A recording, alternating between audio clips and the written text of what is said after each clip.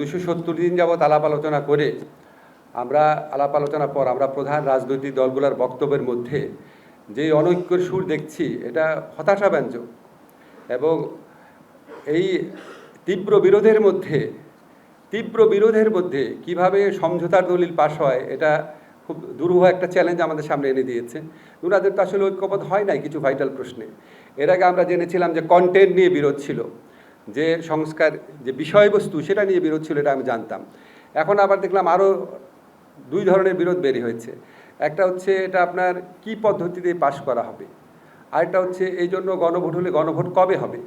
এবং এত দৃঢ় এবং পরস্পর বিরোধী এবং কি বলবো উত্তেজিত ভূমিকা নিয়েছে রাজনৈতিক দলগুলো যারা জুলাই গণঅভ্যুত্থানের পক্ষ ছিল।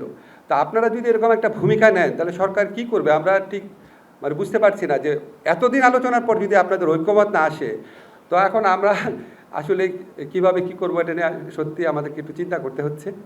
আজকে আমাদের এমনি জেনারেলি একটা আলোচনা হয়েছে যে অনৈক্যের বিষয়গুলো। একটা হচ্ছে আপনারা জানেন ঐকমত্য কমিশন দুইটা বিকল্প দিয়েছে। একটা হচ্ছে আপনার জুলাই সনদ বাস্তবায়ন আদেশ, তারপর গণভোট, তারপরে 270 দিন মধ্যে না হলে স্বয়ংক্রিয়ভাবে আপনার সংবিধান সংশোধন হয়ে যাবে। তো এটা একটু এরকম কোনো নজির আছে কিনা বা এটা আদৌ সম্ভব কিনা এটা আমরা দেখব। আর এটা হচ্ছে এই দায়িত্ব নির্বাচিত সংসদের হাতে ছেড়ে দেওয়া।